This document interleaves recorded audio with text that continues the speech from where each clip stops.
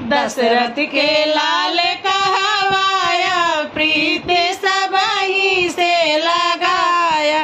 दशरथ के लाल कहवाया, प्रीत सबही से लगाया। पहली ने प्रीत जनकपुर में लगाया, पहली ने प्रीत जनकपुर से लगाया। सीता भी यही लई आया, प्रीति सबही से लगाया। सीता भी यही